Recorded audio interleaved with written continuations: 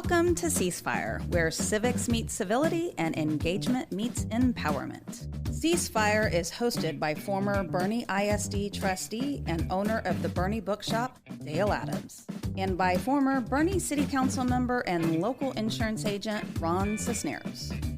Ready, aim, ceasefire. Good morning, Kendall County. This is Dale Adams with Ceasefire. And I'm Ron Cisneros.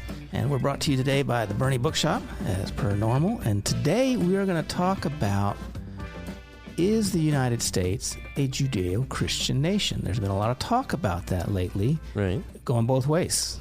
Some people like it, and some people, I don't know if you want to say get offended by it, but think that that's just the wrong thing to say. Right. So I came up with this topic because I sometimes feel it's used in a way that, to me, is not the right way to use it.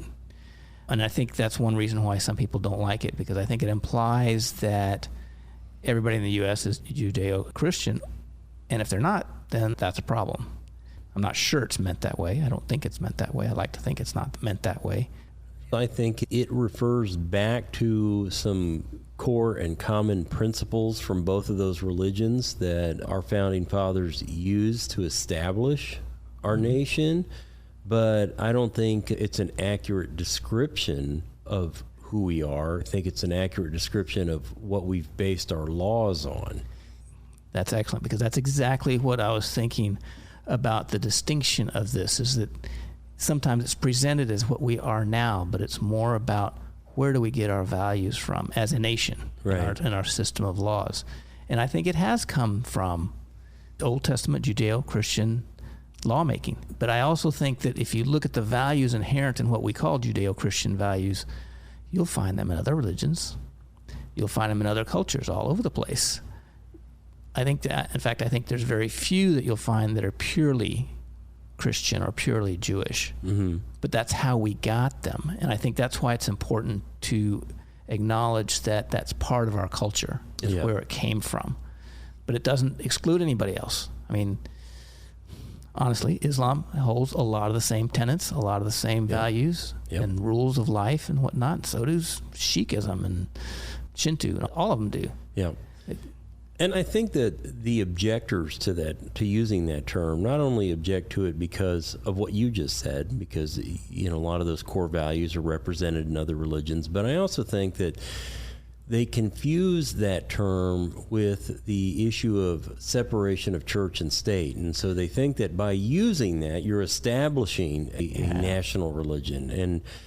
And I want to be clear that when I use that term, I'm not, and I don't think that most people who say that we were founded on Judeo-Christian values are trying to establish a state church. They're just saying what is obvious if you open up a history textbook and you read about Washington or Franklin or Jefferson and what animated them, you will find those core values found in Judaism and Christianity. Yes, exactly. So I think that's the key distinction, because you can think of this concept in other ways too. You could say we are a revolutionary country because we were born through a revolution, and that defined a lot of what we have as character.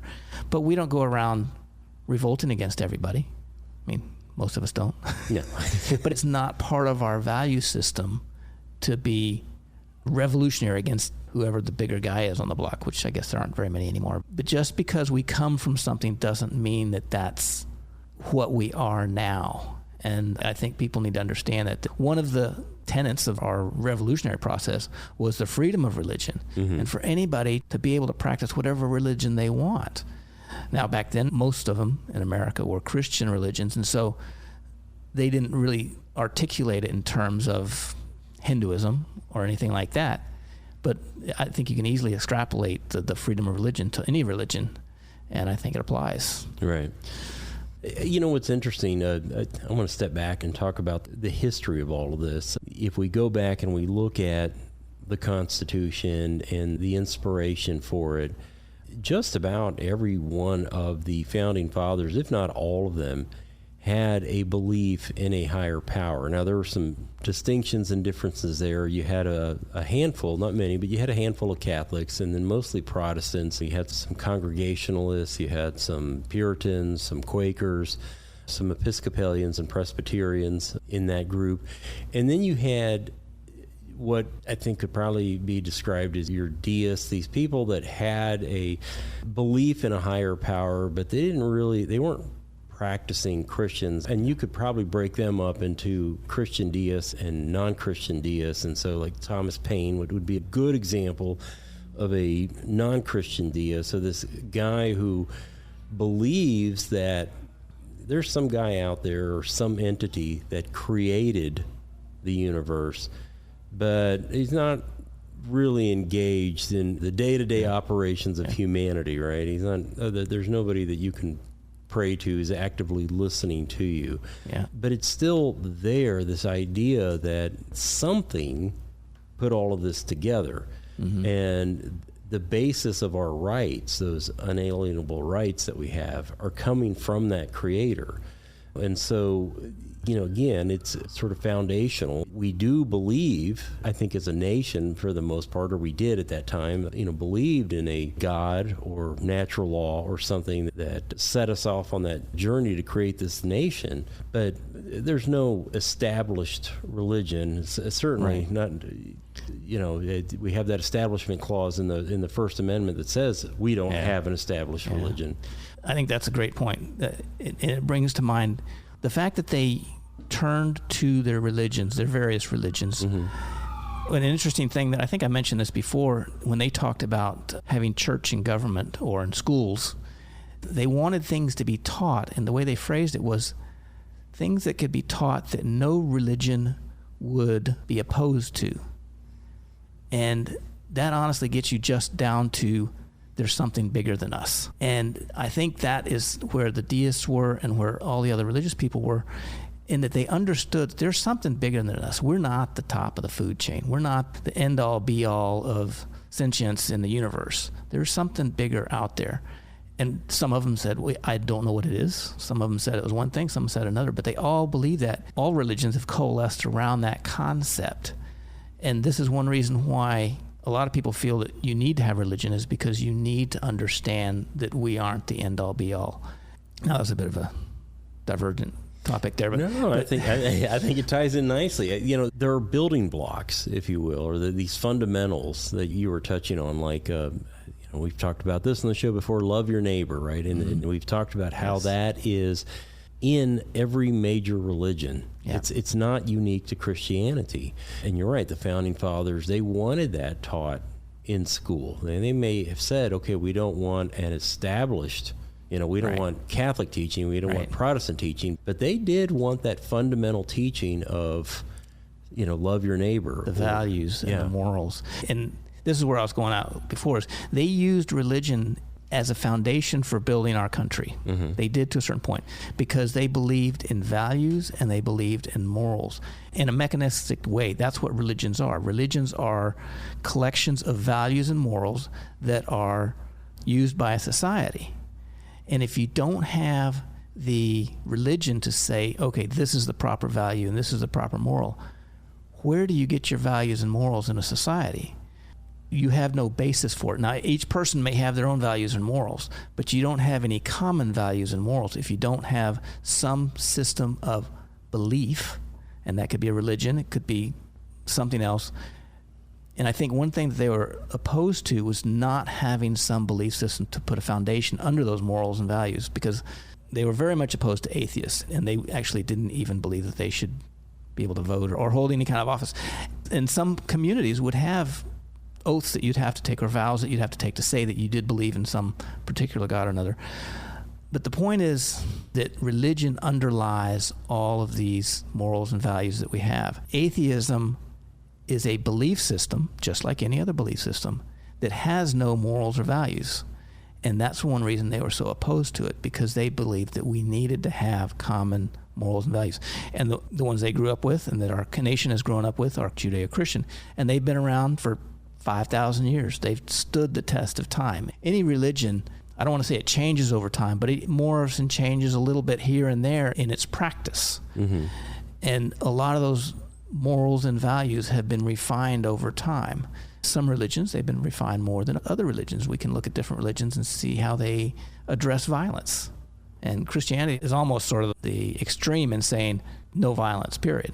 Most other religions will condone some sort of violence. Right. But I think it's important to understand that in order to have morals and values in a government based on morals and values, which they all have to be, you need some sort of foundation, some sort of religious, historical context. And that's where we get our Judeo-Christian history. And we're going to take a quick break. This is Ceasefire with Dale and Ron. We'll be back in just a moment. Bernie has its own bookshop. In fact, it's called the Bernie Bookshop. Hi, I'm Dale Adams, inviting you to get lost.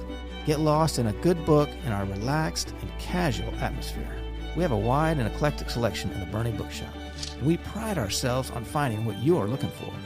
We do author meet and greets, host writing workshops, and can connect you with a good book club. And your young ones will absolutely love our kids section at the Bernie Bookshop. And while we want you to get lost, we're easy to find, as we're in the heart of Bernie at the back of the Richter Tavern building. We are the Bernie Bookshop.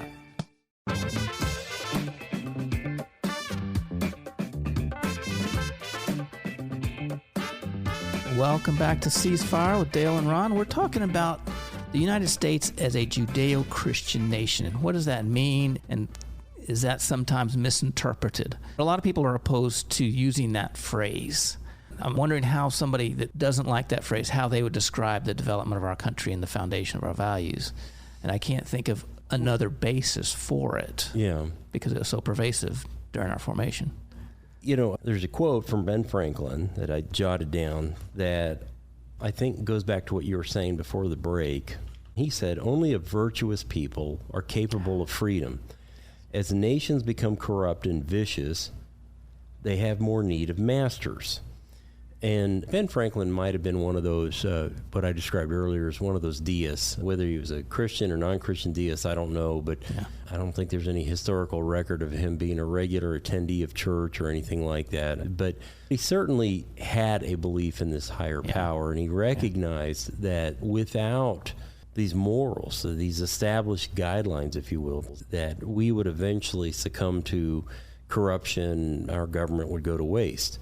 Interesting. And so, you know, I think to answer your question, it's real difficult for me to understand people who look at our nation and object to the idea of some Christian values or any religious values establishing it. Yeah. In fact, at the time that the Constitution was put together, most, if not all, of the states that were around at that time already had established a state religion. Now, some of them, it was just very generalized. I think South Carolina was just the Protestant religion, and there were a few others that just said, you know, Protestant faith. Yeah. Right. And then there were some that were more specific. I think New Hampshire was Congregationalist. I think Vermont was Congregationalist.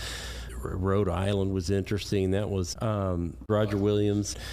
Roger got kicked out of Massachusetts because of his beliefs. And Roger's famous because Roger wanted that hedge between government and religion. And so I do want to talk about this separation of church and state again, to talk about the confusion with that. What the Founding Fathers did not want, and keep in mind that Roger Williams was writing about this before Thomas Jefferson in like the mid-1600s, what he was trying to avoid was the state coming in and saying, this is how the church is going to conduct itself, or this is what the church is going to do, and the state is in charge here. It's the ultimate authority. Right, like in England. Yes, like in England. And so Roger wrote about this hedge or this wall between government and church, and that's where the phrase separation of church and state eventually came from. Okay.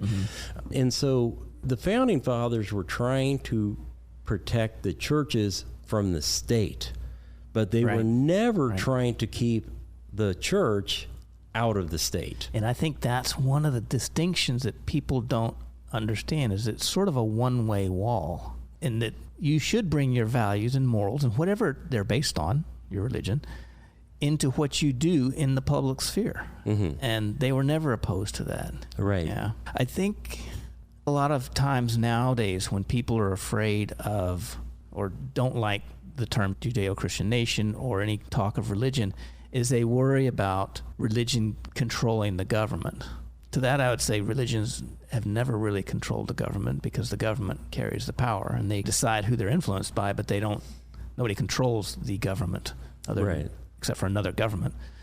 You were talking earlier about every state had its own religion. It's interesting how during these formative years of our nation, when supposedly we had all these authoritarian religious people, they were dropping that.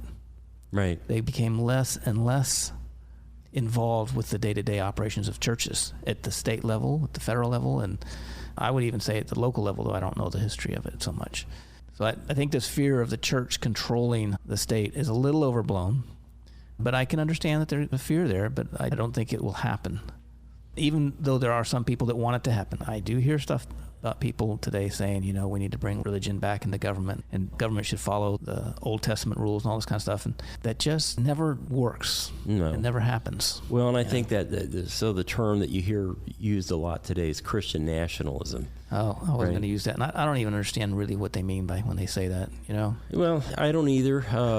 But to me, it's the fear of that, whatever that is, has been around for the last 50 years or so. And I think in the 1980s, it was Tipper Gore and the Parents Music Resource Center. It's like, they're going to tell us what kind of music we listen to. Yeah. Or, we can go back to the 1950s when Desi and Lucy were sleeping in twin beds apart from each other. Or, Dick Van Dyke and Mary Tyler Moore had the twin beds. And so people fear this sort of regression back to those times, and I think that horse has left the barn so long ago that it's never coming back, and we're never going to see that again.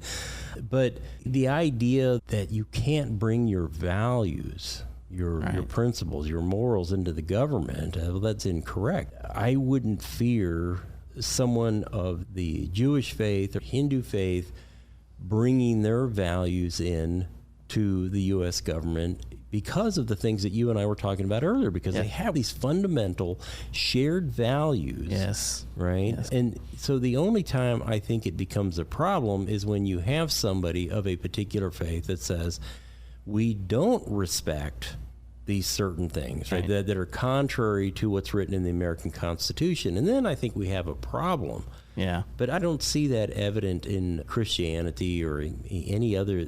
I think on our side of the aisle, I think our maybe fellow Republicans might get a little bit alarmed about somebody that's non-Christian coming in and bringing in values that are contrary to Christianity. I would say that those aren't necessarily values, they're societal structures that aren't of value, because love your neighbor is a value, but give your money to your neighbor is not a value. It's redistribution, right? It's an operation of your government. If your faith tells you to give money to the poor, I would not say that that is a part of the value system. I would say that's part of some sort of the operational system. I'm not sure exactly how I should say that. I think it's different. There are different aspects of religions, and bringing values is not a problem. I guess the biggest thing I hear people fear on the right side of the aisle is the Sharia law concepts. And I don't know enough about Sharia law to really speak on it too much, but I view Sharia law as more an operational aspect of Islam rather than a value system of Islam. Now, I know they're interrelated, but I don't see them as the same. And I think there can be a fear of Sharia law, but I wouldn't be afraid of the values coming in. Yeah. I guess subtle distinctions going on there. On the left side of the aisle, so let's talk about that for a moment, because I think the Christian nationalism comes a lot from that side of the aisle. And I think anytime you hear the word nationalism, it's a pejorative. Yes. To tie a reference to Hitler and his brand of nationalism, and the only thing missing from Christian nationalism is, Nazi. I think that's what they're really saying. Yes. So their fear, I think, is that a bunch of Christians get into office and suddenly we say, okay, no more men in women's restrooms, no more men competing against women in women's sports, no more gay marriage. You name the hot button issue on the left, and the right will put a stop to that. What I think they miss, though, is that a lot of these issues aren't just issues of the right. I think that there are a lot of people on the left, Bill Maher's a great example of this, who speaks out about some of what he describes as lunacy on the left. You know, this idea that a guy can suddenly become a girl and then go play women's sports. And he talks about how destructive that is to the Democratic Party. And, you know, so is he a Christian nationalist? Yeah. I mean, the man's an atheist, you know. The answer is obviously no. Men and women's sports. And so I think that's a great point. And you get to something that I've thought a lot about, is that people sometimes confuse the value with the religion. So people are opposed to the Anglicans taking over the government and imposing their will on everybody. And so if anybody that says, I don't want men in women's bathrooms, suddenly they're an Anglican and they're going to impose their values. It's similar when somebody says Judeo-Christian nation, they automatically react and think that you're going to impose the Judeo-Christian system on everybody. And they don't understand that you can come to your values through religion or through life experiences or whatever. I mean, a lot of people look at it and say, you know, I'm a biology major. I've learned a lot about biology, and well, to me, it's all about science. And that's why I'm for it, whatever. And I think people like to misinterpret things so they can demonize other people. And I think that happens a lot. And I think it happens a lot in this case because there's a lot of values that are even deeper than some of our surface church teachings that are almost fundamental to being a human that some people don't want us to espouse. Right. So they equate it with the religion, and they say, well, we have to keep religion out of our government, so you can't talk about that anymore. I'm not sure if that was very clear. No, it was clear, because I think what you're saying is that somebody, we'll talk about that biology major, right, can say there are distinct differences between a man and a woman, and men are physically stronger in their upper body strength. And so therefore men who transition, if that's even possible, should not play women's volleyball, should not compete with women in swimming, right? And so if that person says that, and biology and science is the basis of their belief in that statement, well, that certainly doesn't make them a Christian nationalist or a supporter of Judeo-Christian laws, right? Their basis is in something entirely different. Right, but it's lumped together. Right. Yeah. And so I think, that was clear. And I think that's one of the things a lot of people in society do, is lump people together. I mean, it's part of making stereotypes out of people. And it's easier to pick sides if you can lump people together. And I think it's important for us as citizens to argue the topic, that specific issue. Argue about that specific issue that you have an issue with. I think a great example of what you're talking about is J.K. Rowling. She's obviously very much against, she's a feminist, and very much for protecting women's spaces and women in sports. So they can't attack her on the Christian nationalist front, right? So now it's just, well, she's a turf. We're just going to disregard that opinion because we don't like it. But they have to come up with all kinds of rationales for it that end up being pretty twisted because they're so used to using religion as the boogeyman. Right. I'm going to bring out a book real quick, and this is not about religion. The title of the book is 51 Imperfect Solutions, States and the Making of American Constitutional Law. And it's sort of about how we evolve our laws and our cultures over time. And by having 51, because they're including DC, I think, in there, you have 51 different ways of approaching topics. Different states try different things. And over time, you end up with everybody driving on the right side of the road, even though they may not have started off that way. But over time, you end up with best practices from a legal perspective. And so it's a neat book. It's by Jeffrey Sutton. We got it at the Bernie Bookshop. But we started off with all these states with different religions. And now we just sort of have an amalgam of everything almost as a nation. Well, that wraps up another show, I believe. Yes, I think that's about it. Went by pretty quick. So thank you for listening to Ceasefire with Dale and Ron. And if you missed any of that, you can always go to BernieRadio.com and listen to our podcast, this show or any other show. And we will see you next week.